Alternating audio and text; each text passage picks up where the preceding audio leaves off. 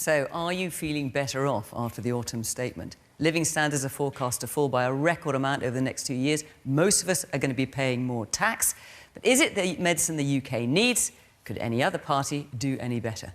Tonight, Question Time comes from Snape, a village in Suffolk, just a few miles from the coast, and on top of the cost of living crisis, this place is also at the centre of a passionate debate on energy, with several enormous nuclear onshore and offshore projects planned in the area. As ever, plenty to discuss, including should we be watching the World Cup from Sunday, even if we disagree with where it's being held. Welcome to Question Time.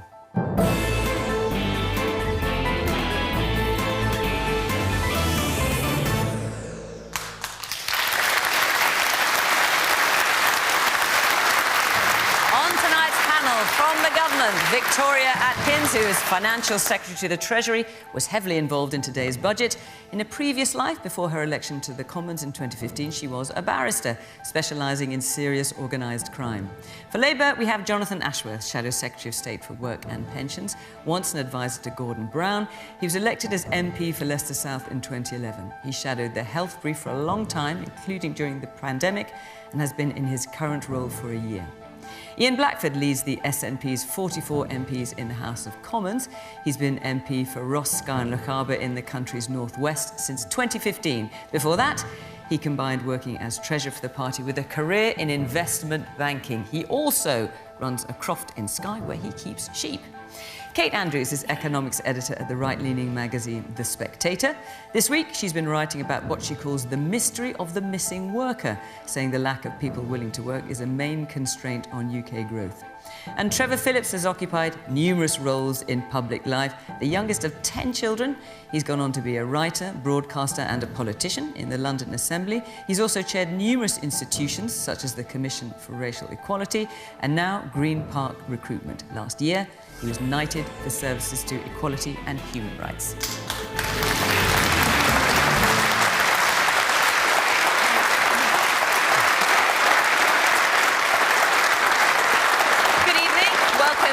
My panel, welcome to our audience here in beautiful Snape in Suffolk, and of course welcome to you at home. Do join in the conversation the usual way on social media at BBC Question Time. Let's hear what you've got to say. And just a reminder that as well as being on BBC One, of course, after the 10 o'clock news, we are also live on iPlayer at 8 o'clock in case it's too late for you to stay up after 10 o'clock news. So let's get our first question tonight, which is from Richard Cook. Can the British economy survive another 2 years of austerity? What do you think, Richard? I fear that it can't. Most of the Chancellor's measures seem designed to make things worse rather than better, and I fear the worst, really. Victoria.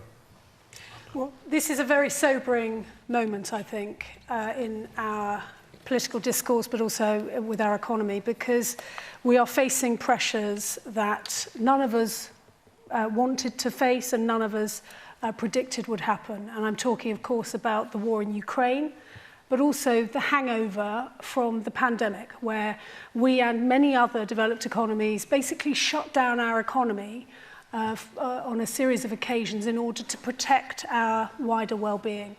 And also, presumably, the mini-budget. I mean, the Chancellor has said mistakes were made. So, with the mini-budget, we know that, well, as Liz Truss herself has said, she went too far, too fast.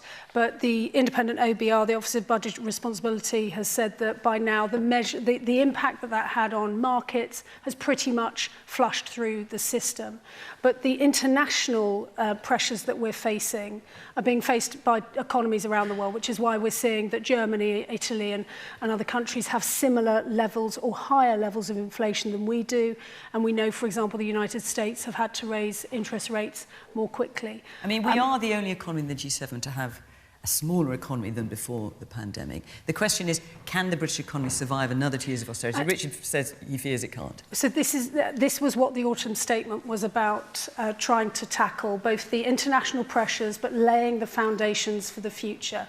And the Chancellor focused on stability, because we need stability in the economy for businesses to thrive, for investors to come back and to invest in our country. But we also need to protect public services, and so I hope you heard today the investment that the Chancellor announced, particularly in the NHS, particularly in social care and in education. These are very, very big investment programmes that are going forward, despite the economic situation we're in. And then thirdly, helping businesses and the economy to thrive for the future. These are very, very big principles that we're standing this autumn statement on, and we have to do this because of the pressures that we face. But the number one thing that is causing us all difficulties is inflation. That's the killer, because with inflation, we have inflation because of what's happening in Ukraine with Putin, and with inflation, it hurts all of us with our wages, with our salaries, with our pensions. It makes our food bills more expensive. It makes our energy bills more expensive, which is why the package of measures that Jeremy announced today with the energy price guarantee, from which we will all benefit, but also targeting to support to the most vulnerable, that is really important. And we've tried to do this in a compassionate way. John. Richard, you're right to be fearful, and many of the people watching tonight will be watching with huge anxiety, because we're facing recession. 500,000 people are facing losing their jobs. They're the official figures published today in the budget small print. And we're in this situation because of 12 years of poor economic performance under the Conservatives and a disastrous mini-budget of 2 months ago, where we were given unfunded tax cuts, a spike in borrowing costs, a run on our pension funds and mortgage rates ricocheting around the money markets, leaving many homeowners facing increases in their mortgage payments this year. And the response of the Chancellor today was to load more and more tax on all of you in this audience and all of our viewers watching tonight. Millions more paying more in income tax.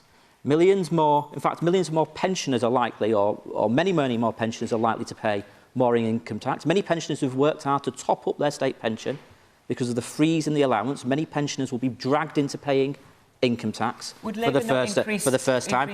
Motorists next March are going to see a 23% increase in fuel duty, 12 pence on a litre of petrol or diesel from next March. Working families are paying the price for the mess that I'm afraid the Conservatives have now made of the economy. But would Labour not increase taxes for anyone? Well, what I think is intolerable is that we've seen these tax increases on working people, on pensioners, on the motorists today, and yet many of what I believe are quite gross abuses in the tax system have gone unchecked.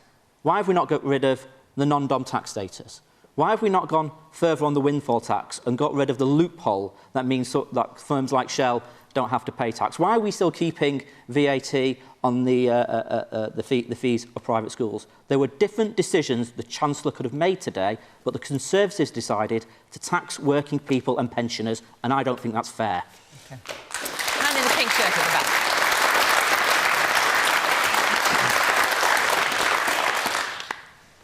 Yes, you in the pink shirt. I don't accept that the high inflation that we're experiencing at the moment is purely from Putin's war. Isn't it also coming from the extremely high profits made by big businesses since COVID? I think it's been reported... Which do you have in mind? Amazon, for example. I think it's been reported that some big businesses have experienced over 50% higher profits than pre-COVID. So isn't there a way to kind of lean on those people and those businesses to help people that are struggling? So that's to get them to increase their share of the tax take? Absolutely, yeah. But what you're suggesting that causes inflation to rise as well, are you? Yeah, because their profits are driven by us spending more money on their products or using their services. And where is their profit going? It's not coming back into the economy, is it? The woman in the leather skin hat.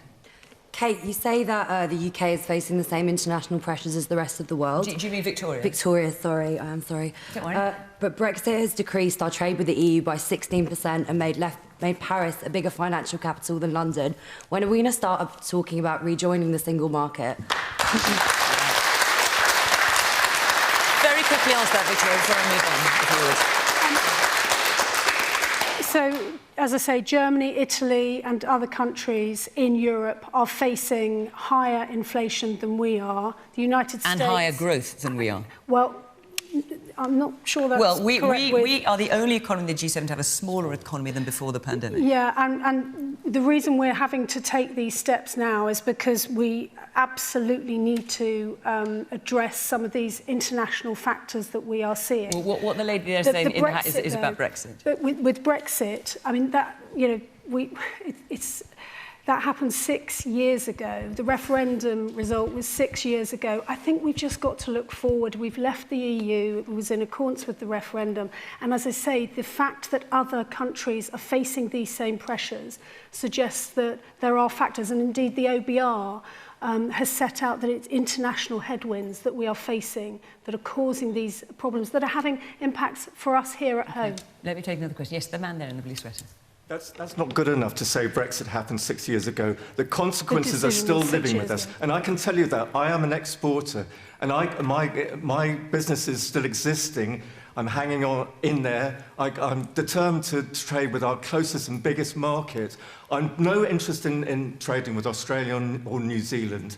Brexit is a factor, and the two main parties aren't talking about it, but we're talking about it, and BBC journalists are starting to question politicians about it, and it's about time we got this out in the open, because Brexit is... we had a vote.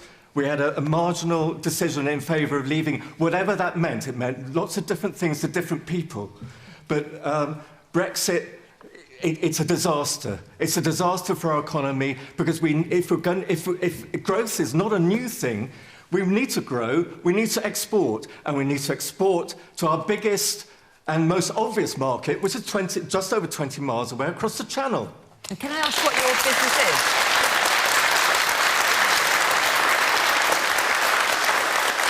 What your business is? Yeah, I work for the NHS, but I'm a book wholesaler. I export exclusive to the EU. Well, I tell you what, two of you mentioned Brexit now, so what I'm going to do is ask the rest of the panel to answer the initial question about austerity, and then let's come back to that. So I'm going to park it for a moment, but I am going to come back to it. Ian, can the British economy survive another 2 years of austerity? We've got to remember that we've had austerity for 10 years after the financial crisis, and if we should have learned any lesson, that is that you can't cut your way to growth. We've had anemic growth over the course of that period. And of course, if you take cash out of the pocket of the poorest in particular, then hey presto, they don't have the money to spend. But, you know, when you look at the harsh reality of what has happened today, because I'm afraid that my worst fears have come home to roost, there's a 30 billion cut to public spending coming. The OBR book, and I'm delighted that we've got it now, we didn't get it in the mini-budget a few weeks ago, tells us that 19.4 billion is going to come out of public sector spending and 11.8 billion out of capital spending. That is a huge hit. But what you also see in the document, that real living standards are going to fall by as much as 7% over the course of the next 2 years. But, you know, I have to say to each and every one of you here and those watching this programme, it needn't be this way. The gentleman in the back talked about the excess profits that have been taken. You know, one of the things about this year, through companies not doing anything, simply because of the higher oil and gas prices, that we've seen a massive increase in the profitability of those engaged in that sector and others as well. And the extent of that is shown as what's happened with share buybacks. The value of share buybacks in the UK this year are £55 billion. What are they? They are a return of cash of capital to shareholders. And it might surprise you that there's not a single penny in tax that is taken on these share buybacks. We said to the government that if you have a windfall tax and you include the likes of Amazon, you include the likes of share buybacks, then from that alone, you could raise £11 billion this year if you tax that at 25%. We could have taxed non-DOMs. That would have brought in another £3.5 billion. So the point about this is a political choice that the government has taken, because there was easy money that could have been accessed today by making sure that we're making the right choices in tax. But it's a political choice that it's the poorest in society that are going to have to pay that price. Now, when we talk about energy, and I'm delighted we've got an energy cap, but let's remember that that energy cap next year is £3,000. What does that mean? That means that your energy bills have gone up by 3 times from where they were 18 months ago. People are going to be facing desperate decisions as to whether they can turn their heating on, whether or not they can actually put food on the table. And we haven't addressed the issue that electricity, our energy prices are based on the wholesale gas price. Now, across the UK, gas is 40% of the market. In Scotland, it's actually only 14%. We're paying the price for the failures of energy policy of this government. And in fact, you are all paying the price of the failures of this government, and it needn't be happening. Trevor.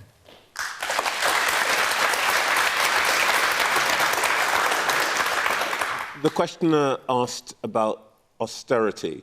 I think we just need to step back a little bit. This is not austerity as it was in 2010. Actually, they'll be spending a little bit more on public services than they are now. And at the end of the 5-year period, there will still be a £70 billion debt, £70 billion debt on the country. I think the first thing I want to say is, actually, we have not really yet seen how bad it's going to be. What we saw today, actually, or what we heard today, in my view, was the sound of the can being kicked down the road. We will actually, in 2 years' time, start to see what this really means in terms of cuts. They've done rather well in keeping expenditure where it is for the next couple of years, but it's very clear from what Jeremy Hunt said that when we get to the place where the increase in expenditure every year is just 1%, but inflation is still running much higher than that, that actually that's when we're going to see real cuts. And there are a number of things, speaking as as chair of the business, that we haven't heard anything much about today.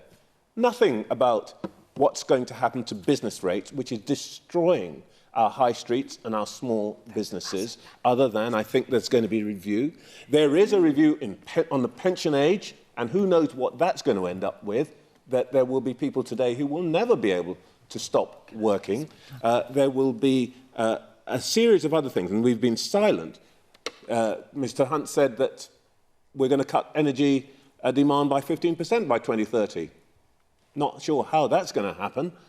Presumably, we're all going to have to wear more jumpers and not turn on the heat. Nothing about social care and nothing about the central issue that affects most British enterprise and wealth creation, which is our woeful, just woeful, absent lack of productivity, which has been the case under every single government pretty much in my adult lifetime. So there's a lot down the road. And we haven't even started talking yet about the stock of debt and the fact that we are, frankly, in hot to the markets. But Trevor, it's still a real terms cut now. And if I give you the example... Yeah, I know, Ian. If I give you the example of Scotland, Ian, our budget has been cut by... Can I finish what I was going to say? Yeah, before you say what you were going to say? But it's not an increase. OK, it's not an increase in real terms.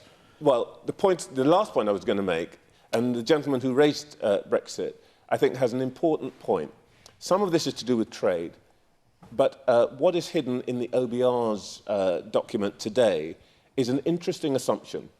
And that assumption is that we are going to increase annual migration by about 60% compared to their estimates earlier this year. Yes. Now, I don't know how that's going to happen with the policy that Ms. Braverman's pursuing in the Home Office, but the OBR's predictions about inflation and productivity and GDP depend on us importing more people to do the jobs that aren't being done, because the biggest limitation, and I can tell you this, we have 200 clients in the corporate sector. The biggest limitation on British businesses' growth at the moment cannot get the people. Yeah. And unless we fix that, all of this is marginal. So let's hear from our audience. The woman here in the front. What I would like to ask is why, no matter who's in power, it doesn't matter who's in power, why don't you close the tax loopholes so that Amazon and all of these companies have to pay tax? Which is what the gentleman at the back was going, and the woman next to you. In this area particularly, I don't think pensioners are going to be able to survive another 2 years. Really? I mean, the research... Even with a 10.1% increase in pensions? Well, if you're on a basic state pension, depending upon when you retired, you are getting half of the living wage. So if the living wage is $18,500 a year, and the most you're getting as a basic pension is £9,500 a year, how on earth are you meant to live? And in this area, there's no public transport. You need to drive everywhere. So I don't think pensioners in this area, and possibly other areas that I can't speak about, are likely to survive another 2 years. The woman here. My concern is the lack of growth. It is a total lack of growth in this financial statement. Now, yes, I agree that we are, shall we say, that the government is trying to pacify and to help the lower income group, the people on benefit, but there's no growth. There is no growth here. What about the people in the middle, the normal working people, the people that go out to work, the people with small businesses? Well, with less money in our pockets, we're not going to go into our little local shops that unfortunately have to charge more just to survive. We're not our local florists, our local little bakeries. They're all going to go, or they're going to have to lay off people. It's not surprising that the statement said that unemployment is going to rise by 2025, or was it 26, to 4.9 million. That was hidden, wasn't it? Kate. I want to address a few points that have been made and then come to the heart of your question. No, inflation is not being driven by business profits, even big ones. Inflation tends to be a monetary phenomenon, and we printed more money in the first year of COVID than we did in the decade leading up to COVID. That money went into the real economy, and we have had much demand facing far fewer goods and services. This has been very obvious with energy, right? We've had a real shortage. We've feared a real shortage, and those costs have skyrocketed, but it's true for goods and services too. The reason that we're not closing the loophole on the windfall tax, I think, is obvious, and it goes to this lady's point about growth. If we are ever going to dream of growth in this country, we need businesses to reinvest their profits into their business, into upskilling workers, into new, greener technology. We want to encourage business to do that. That's why that windfall tax loophole isn't being closed. And the reason we're not putting VAT on independent school fees is because a lot of parents would then send their kid to the state school, and it might actually end up costing more. These are very practical points. I want to get to the heart of your question, though, sir, and I very politely want to challenge it. You asked how we can survive another 2 years of austerity. The past few years have not been years of austerity. We have spent a record amount of money in peacetime. The furlough scheme cost £70 billion. We paid people quite generously to stay home. This year, we're running a budget deficit of roughly £177 billion. It's like 7% of all GDP. This would not be happening if we had been pursuing austerity. Today's autumn statement is a wake-up call that we cannot continue to spend as we have been doing. That includes pandemic spending, but it actually goes back to before the pandemic on things like pensions and things like the NHS. These are huge, expensive commitments that we've made. And Ian talked about easy money. Now, I know he meant it in a slightly different way. I'm going to reframe it. The era of easy money, of cheap borrowing, of we'll throw that on the debt is over. That is an international trend and has become very obvious, and that was made very clear in the mini budget. We cannot borrow like we used to. And if we are going to have these very generous promises, everyone is going to have to pay for it. And that's what this autumn statement was, a wake-up call. I think there are a few pitfalls in it. I think we have to stop putting vulnerable people into the same categories. A lot of people are very vulnerable, and they're going to be this winter, and they need a lot of support. But for some reason, we put millionaire pensioners into the same vulnerable category. And if you are a working person who doesn't fit into one of those categories, who really needs the money, or frankly really doesn't, you got rinsed in this autumn statement. There isn't a lot in there for you. And the last point I want to make about this is, and I think this is the biggest pitfall, or the biggest question for the Prime Minister and the Chancellor.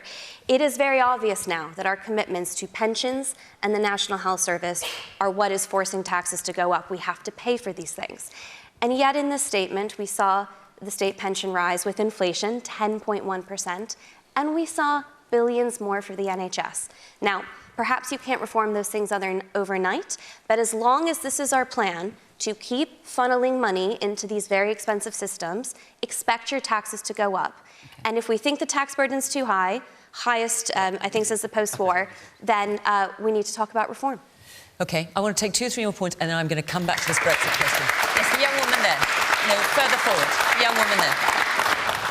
Well, I'm a young person that's only seen, like, low growth and unemployment rising as it has. That's all I've ever seen.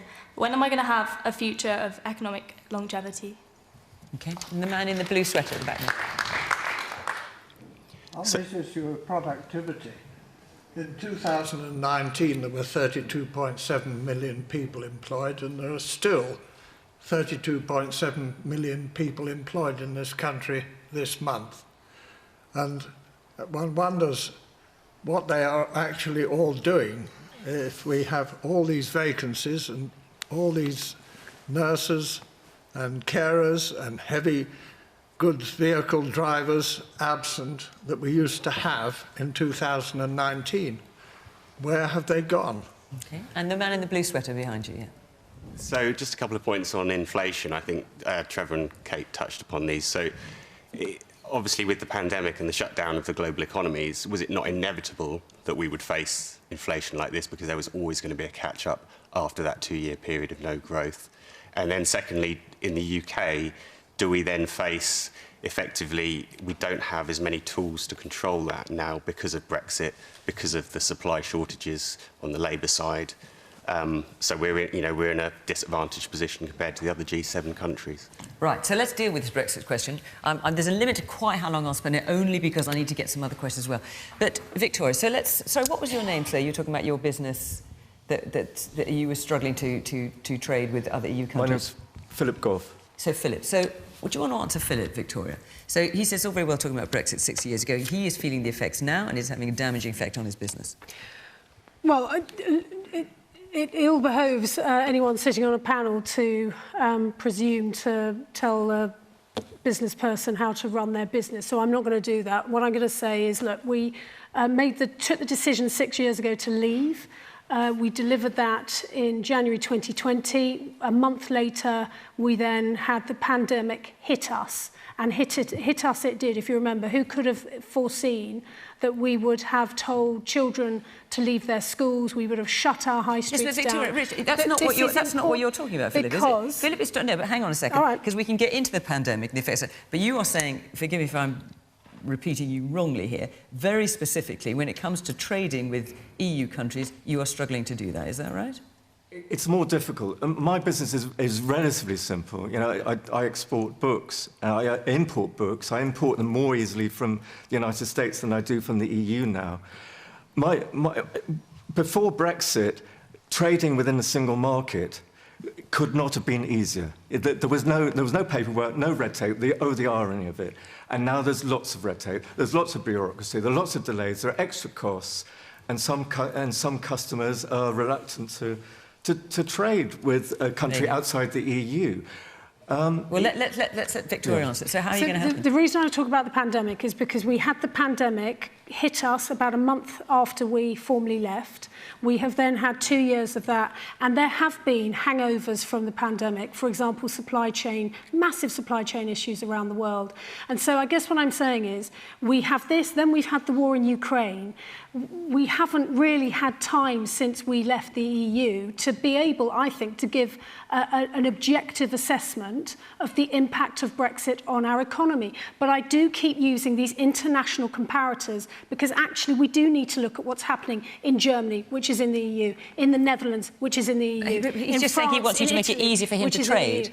That's all he's asking. You know, we struck a deal with the EU, and we are doing our level best. I'm looking at what we can do to make borders much easier. We want it to be as frictionless as possible, and we're now seeing, I hope, now that we're getting back round the table again with President Macron and others after the pandemic, I'm very much hoping that we will begin to see some of the improvements that you're asking for. But we cannot, please, we must not somehow, set Brexit up as being unrelated to everything else that's happened in the world since then. It is a decision we took 6 years ago. We've now got to look to the future and get on with it. Could Labour make it any better? Well, I have to be honest with you, sir, because it's important that us politicians are honest. The Labour Party, I know, it's a curious thing to say, isn't it, these times? The Labour Party isn't going to reverse Brexit. We accept the result, but we do believe that, yes, that the trading arrangements that we've got with our brothers and sisters in Europe, we do need to improve that. We need frictionless trade, and it's quite obvious that the easiest, the oven-ready deal, the easiest deal in history and all that kind of stuff was guff, it was spin. It didn't turn out to be true. So, yes, we want to help exporters. On this point... The point that we're hearing from that neither of the parties are talking about Brexit. Well, I mean, we have been talking about Brexit and how we want to improve our trade deals. But can I just make this point about tools and how we deal with inflation? Because it links also to your point. One of the ways in which you do deal with inflation is that you increase your labour supply. And at the moment, part of the problem that we have in the United Kingdom, and I've not seen your data set, sir, but our overall employment rates are lower than they were pre-pandemic. We're sort of out of kilter with other G7 countries. We have in the latest data. But the numbers leaving work for sickness, 2.5 million, at a record level. And today the government admits, in this book, in the small print, that the increase in sickness is costing us £7.5 billion extra a year, and it says that's going to be permanent. So we need a plan to fix the NHS, because many of these people are on a waiting list, either for mental health conditions or a hip operation or a hernia, and they can't go back to work. I can't wait to hear Labour's plan. So we need to fix the NHS first, so we can treat people, but we also need to give people proper support so they can return to work. And yet the government has underspent by £2 billion on its own employment support scheme. So we want to get people back to work. We shouldn't be leaving people on the scrap heap at all. Ian, so just very reasonably brief, if you would, because I need to move on. On the question of Brexit, I think, obviously, I'm pretty sure I know what you're going to say in terms of the SNP's view about that. Yeah, well, our position was very different, and I feel for Philip and everybody else caught up in this, because we certainly did not want to leave the EU, and Scotland voted to stay in, but we did warn the UK government right through the Brexit talks that there was a compromise position, and that was staying in the single market and the customs union, and that would have addressed your challenges, Philip. But, you know, there's been lots of talk about what's being honest, and again, all the economic analysis done at the time, and it's been proven to be correct, is that leaving the European Union, the Brexit deal that was on the table, was going to hit our economy by 4%. And if it wasn't for Brexit, then we wouldn't have needed the austerity that we've now got coming down the lines. What? But when you look at what's happened, one second, please. If we look at what's happened since the pandemic, 1.3 million EU citizens have gone back home. They've been lost to the economy. That's the impact on the labour market. Let me give you the very real example of a bakery in my own constituency in Fort William, Nevis Bakery. They told me just the other week that they could double tomorrow. 60% of their staff used to be European-trained qualified bakers. They now can't recruit them. That's the missing growth opportunity. That's what Brexit has done to us. Kate, you take a very different view. Very quickly, someone can move on. I'll give you 20 seconds. I have no doubt that Brexit is playing a role in this, but if we look at the autumn statement today, this is a fraction of what that was addressing. Look at inflation across the Eurozone. It's less than a percentage point under the UK. The European countries are having a very difficult time too. The frustration should be with politicians who have not made the most opportunity of Brexit. Frustration should be with the UK and the EU for not coming together and appreciating mutual recognition when it comes to trade, sir. I absolutely take your point. There is still huge opportunity here. But the idea that what we're doing now is because of Brexit and not COVID, Anne, I mean, that's for the birds. OK. No, I'm going to stop. I'm going to stop it. No, this is a discussion we could have for the whole hour, and I expect it merits it. But I'm going to reflect what you wanted to ask, which is lots of other questions as well. Before I do, I just want to tell you that next week we'll be in the town of Skipton in North Yorkshire, and the week after that we're off to Aberystwyth on the west coast of Wales. So if you'd like to be in the audience of either of those programmes, go to our website, bbc.co.uk/question time, and have a look.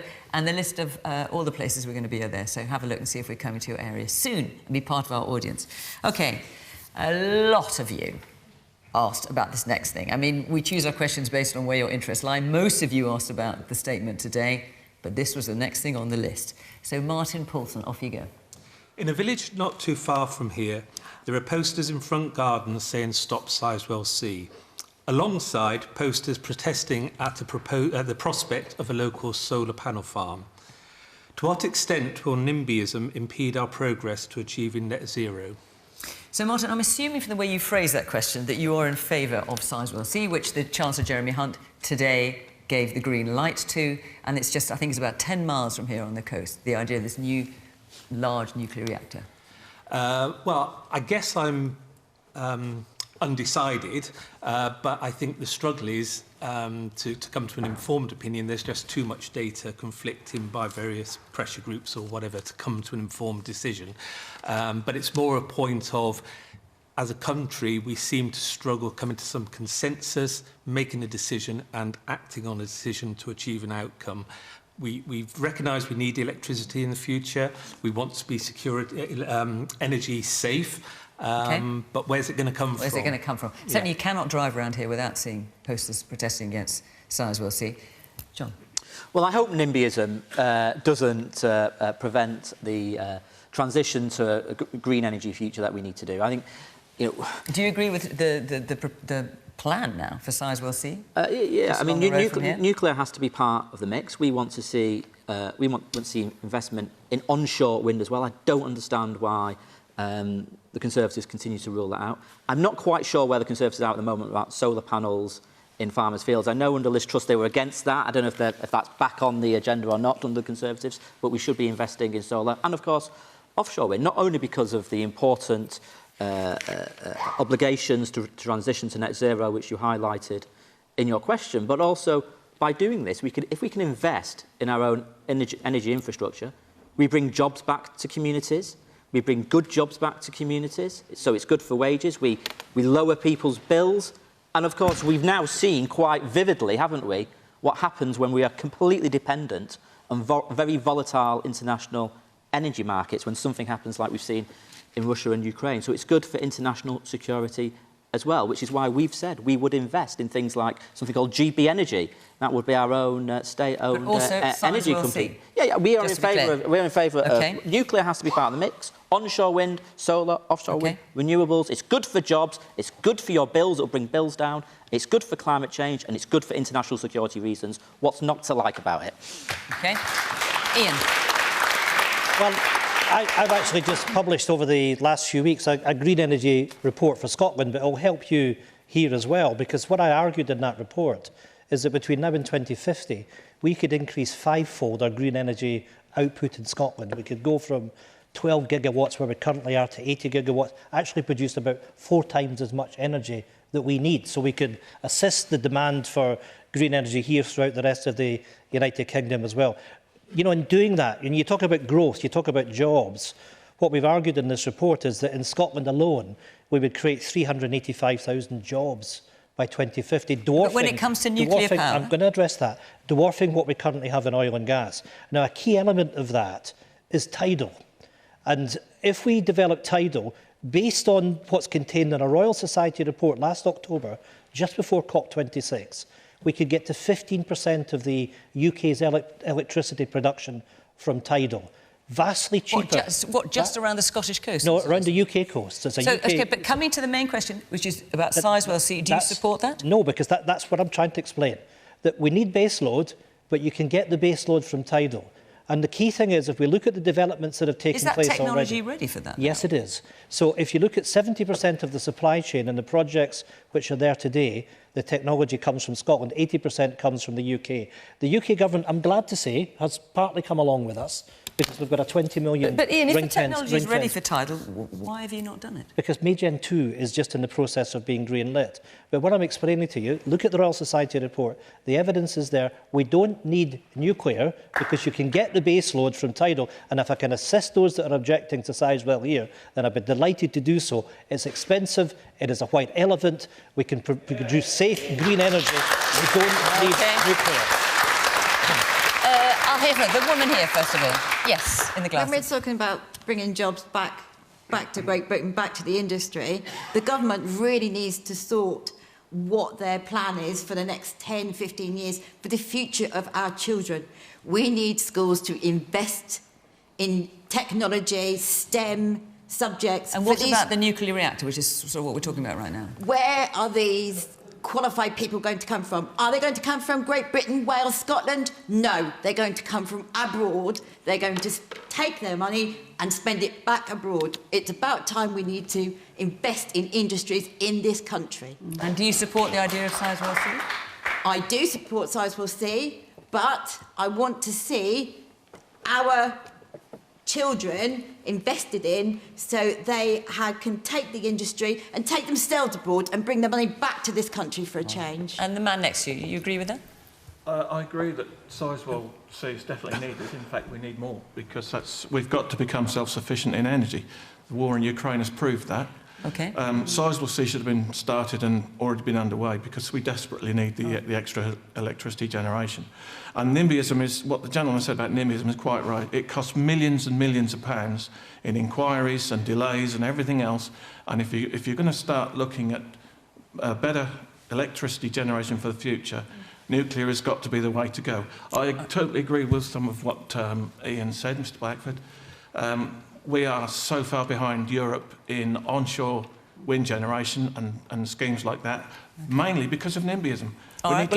We need to start looking at how we can do this in a much greener way, which works. And wind farms, not necessarily solar farms, but nuclear and wind, definitely. All right, let's hear from the man in front of you here. Twofold. One, the French announced, I think, this week that they are going to compulsorily make all car parks over 40 spaces have solar panels as a shelter. And by doing this to every car park that matches that description, they will recreate the power from 10 individual nuclear reactors. 10, not just one. At a cost, a fraction of the billions that, excuse me, that Sizewell C is alleged to cost. So am I to assume from this that you're against the building of Sizewell C here? Well, I'm against the nonsense that involves a bankrupt company using our money to build something that is out of date, doesn't work anywhere else, and is going to be finished beyond my lifetime and probably never be. It's the man there in the beige jacket. I think the term NIMBYism is extremely offensive to people who object, and I'd rather people didn't use it, because people who are objecting for very valid reasons, and they should be listened to. So far, nobody has mentioned the problem of waste, of toxic waste, and that is a big concern because we do not know how it's going to be dealt with in the future, and I don't believe that we have the right to leave the legacy of nuclear waste, toxic nuclear waste, for future generations. I actually think it's a crime. So, Trevor, we're talking about Sizewell C, which is a big issue here, but obviously nuclear is an issue for the entire country. Yeah. And these debates will be... I mean, Boris Johnson talked about building a new nuclear reactor, one every year for 10 years. Yeah, this is going to play out across the United Kingdom. Kingdom. Ian made me slightly nervous because, you know, you're rightly talking about having our own domestic, reliable sources of energy. But frankly, if you get your way, the energy in Scotland won't be domestic, will it? It'll be a different country. So I'm a bit worried about your desire to... You're our dearest friends and we will supply you with green energy. Yeah, you don't need to worry about that. Yeah, that's what the mafia always says. I started life as an industrial chemist and I worked in an oil refinery down on the Thames estuary. It was ugly, it was hot, and nobody particularly liked it, but we had to have it. The nuclear industry or nuclear reactors are going to be part of the mix that takes us anywhere near. I don't, by the way, think we're going to get to net zero by 2050, but I think it's worth trying. If we're going to get anywhere near it, nuclear has to be a big part of the mix. And, you know, I know this is not going to make me popular here. These stations have to be somewhere. And the range of places they can be is actually quite narrow. When I was actually in that business, my mentor was a man called Brian Flowers, who was a great nuclear physicist. He did the first big report back in the 1970s about nuclear energy, and he laid down two principles. First of all, whatever it is we build has to be safe. And I think your point would have been right, though I don't think it's quite right now. I think they've developed the technology so that it is safe. And secondly, and this is the thing that's tricky, it has to have public support. And it clearly doesn't quite have public support here. I think there's more talking to be done. The last thing, the other thing which I would say, though, is that as ever in this country, we are making a decision that is applicable to 10 years ago. This was an issue, the technology here was 10 years old. We should now be talking about small modular nuclear reactors, which could be built faster, come on stream more quickly, are, we think, probably going to be more reliable contributors to the grid. Now, frankly, it's going to take us another 10 years to get to the stage where we realise that. And I have to say that because of the situation that we face across the world, I don't see any option but getting on with Sizewell C. We can't have another 5 years waiting. Kate. What about this idea of Sizewell C is rather sort of obsolete now? Well, I we should be going to a different type of technology. I think that's right. I think we have to separate Sizewell C as a project from the desperate need to build more energy infrastructure. And it is the one that has been greenlit. It is the one that has been greenlit, and it's estimated to cost up to 3 times more than the government originally projected. It looks like a lot of the technology is going to be offline, and it's not going to come online for the better part of 15 years. But I think skepticism of Sizewell C... So do you think it should go ahead? Well, look, I think skepticism of it, and I am quite skeptical of it, should be separated from the desperate need to build more energy infrastructure in this country, all different kinds of renewables, nuclear included. I completely agree with John that this is an issue of national security as well as climate change. Our energy bills that we were talking about before, you know, we need to prepare for the future. We need to be reliant on this. But a country that is not building is a country that is declining. And I'm sorry, sir, that you think NIMBYism is an offensive word, but I think it's crucial that we use it. Those who are saying not in my backyard are rejecting progress. And this young lady in the second row said, where's the growth going to come from? You know, where's my generation going to see those opportunities? There's another question for your generation too. Where are the houses going? Okay. You know, if you're under 40 and you're renting in cities like London, lots of cities, you could be paying up to half of your salary in rent. We need to build homes. We need to build energy infrastructure. This is where we get productivity and progress. Let's hear from a couple of people. They've got hands there at the back, and Hardy said yes. The woman at the far end, and then I'll come to the one next to you. Yes. We're not rejecting progress, we're rejecting a bad project. This type of reactor has never been built on time or budget anywhere in the world. There's only 2 working examples. One of those was offline for 12 months in China because of fuel failure early in its operational life. I mean, we could be investing £30 billion, waiting 15 years, and the thing never works. All right, and in the meantime, a tax would go on all our energy bills. We'd be paying for it before a single light bulb was lit. So, Victoria, why is the government going for something like Sizewell C and not for these smaller modular reactors? Because we've done the analysis, and this, we believe, is the right project to deliver this diversity of resources, which I think we all agree on, that we need a range of energy sources. You know, not just tidal, though Ian makes it sound very attractive, wind farms. We actually, Jonathan, I don't think has been quite fair. We have a huge number of offshore wind farms that we have constructed on the East Coast. I know, I'm a Lincolnshire MP. He was talking about onshore. Onshore. Yeah, no, onshore wind. But offshore... Yes, he wasn't talking about it. He was saying, why aren't you committed to onshore wind? That's great, offshore. What about onshore? Jonathan, who is in the middle of the country and so is not near the coastline, anyone who knows about offshore wind will tell you that these turbines are huge, much, much bigger and much more efficient, much more productive than turbines that we can put on land. These things are vast. They're hidden out at sea. They bring their energy on land on my constituency, and it goes across the country. So there's a huge range of resources that we need to use. Nuclear must be part of it.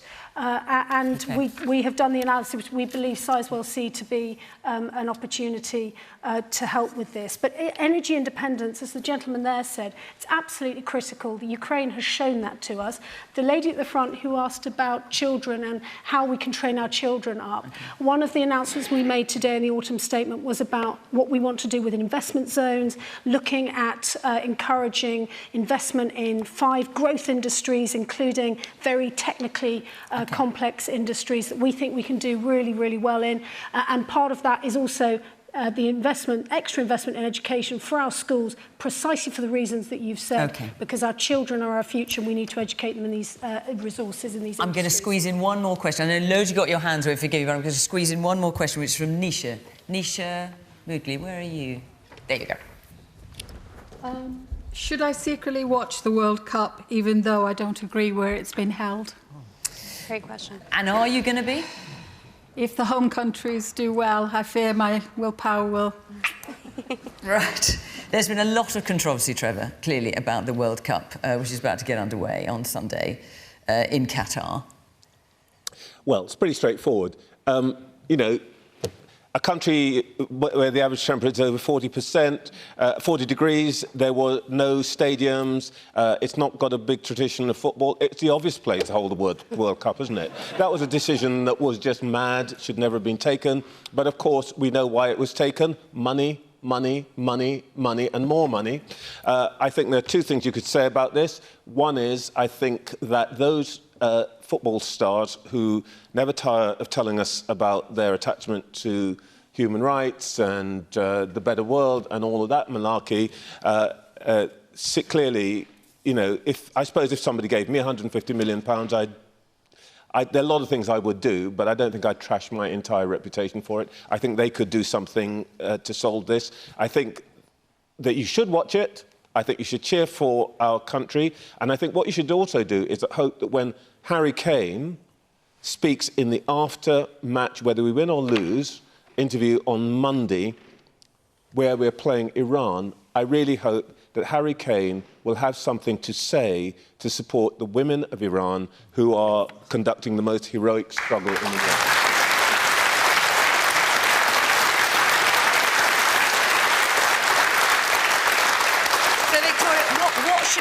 What should we expect? I mean, is it fair, A, to expect people who don't agree with the World Cup being held in Qatar to not watch? Because as you're saying, Nisha, if we do well, you probably will watch. And is it fair to load it on people like Harry Kane to start making geopolitical statements? Well, or should we expect that? Well, all the footballers who, frankly, have been taking the knee for 2 years, frankly, they're not shy of making a statement when it's easy. Now's the time to show us that it matters. Victoria?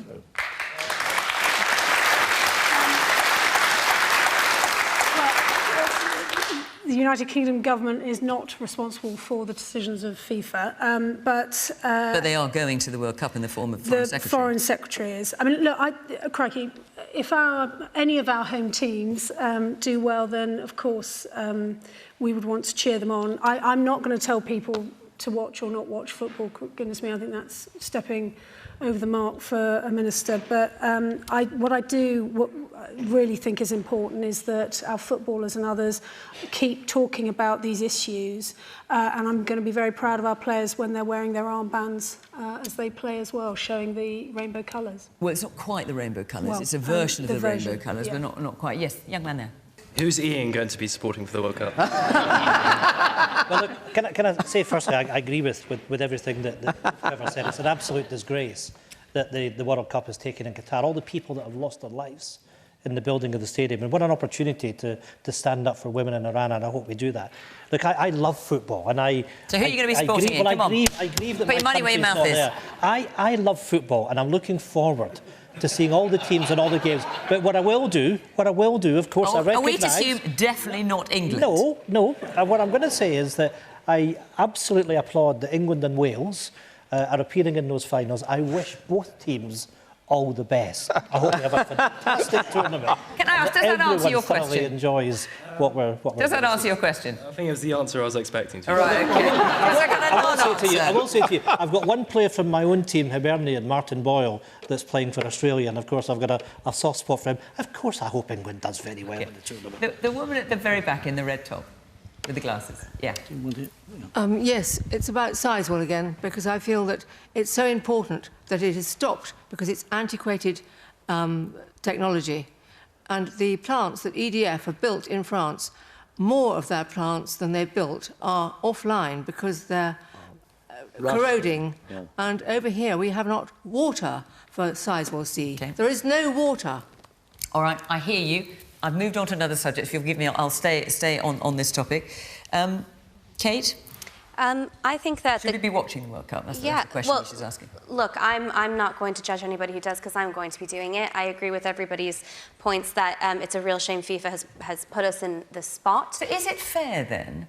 I mean, I'm just asking the question, not making a point myself. Is it fair then to expect people like Harry Kane or whoever it might be to make statements, but at the same time sit at home and happily just You know what? I usually prefer when celebrities, whether they be media stars or sports stars, you know, stick to topics that they really know about.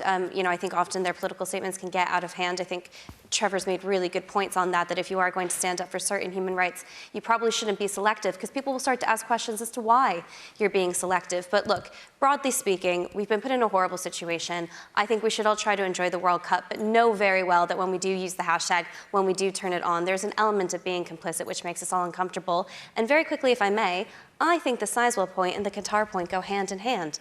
If we don't want to be in a position where we want any money from these kinds of regimes... Because also we buy a lot of liquefied natural gas. We need to be energy independent, whether it's Sizewell or, you know, I think far better technology. We need to be energy independent to the best of our ability. Woman there in the glasses and the black top. Hi, I'll definitely be watching on Monday and I'll be supporting England. But I do believe that people should be watching the World Cup. We should be supporting our domestic teams. But I think a huge responsibility now should be on the media. We have a writer on the panel, obviously. But the media should be reporting the stories about Iran, about the women's struggles there, because they didn't report on the problems with FIFA at the start when the World Cup was rewarded to Russia and Qatar in one big sweep, when it should never have been done. We all knew there was corruption involved. It was quite obvious, like you say, there's no infrastructure for football in Qatar. So the media do have a huge responsibility, I feel, just as much as the footballers, to make a statement over the next 4 weeks and report on the problems. And the man at the back in the cap, baseball cap.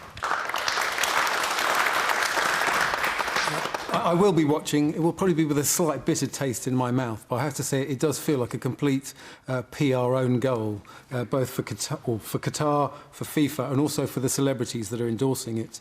I can't help but feel that the likes of Robbie Williams and David Beckham, the vast amounts of money they're taking on behalf of this, must have a bad taste in their mouth too. Can I just ask, are there any footy fans who, in this audience, who are going to choose not to watch? Right, OK. I've only got my minute. I need to get to you, John. But let's just hear from you, the man in the middle. Yeah, we're hearing a lot of people saying, you know, oh, you know, I feel really bad about it. It's really awful, but I'm gonna watch it. We're just ignoring it by doing that. I don't think you can have both of those options. Right. I think if you are endorsing the World Cup, if you're watching it, you're allowing these companies and all these businesses to make money off it and profiting in the way they do, billions and billions and billions of dollars, and you can't just ignore it. You have to accept that you have a choice to make here. So it's either you watch it and you support it, or you don't support it and you don't watch it. It's simple as that. I mean, I share the same sentiment of my colleagues here on the panel. I feel deeply, deeply uncomfortable, unhappy. I think it's a disgrace that Qatar are hosting it. I actually went to Qatar. So when Qatar say, I mean, just to put the other point, they say, well, look, irrespective of the controversy of how they may have got it, we are broadening the remit of football. We're taking it to a different part of the world. I mean, look, I'm not saying this is my view, but this is clearly the point they make. Look, you know, I actually went there about 6 or 7 years ago to look at some of the early construction of the stadiums as part of a parliamentary delegation. You know, it was clear that there was all kinds of abuses going on. We tried to get them to work with international trade unions on some of the issues. We didn't make as much. We didn't really make any progress, frankly. Of course, they've got an appalling record on LGBT rights as well. I mean, I absolutely think it's a disgrace that they've got the World Cup. But, you know, people will want to support England, and I'm just disappointed that Ian didn't break out into a rendition of It's Coming Home. It's Coming Home. I would have loved to have seen that. Well, still time. Our time is up, but who knows? That as a panel. I was going to say, our time is up, but who knows? He may be doing that when we're off air. We'll find out, and I shall report back next week. Thank you very much to the panel. And thank you very much to you, of course, here in St Maltings for coming along this evening, and thank you very much to you at home for watching. Until next time from Question Time, bye-bye.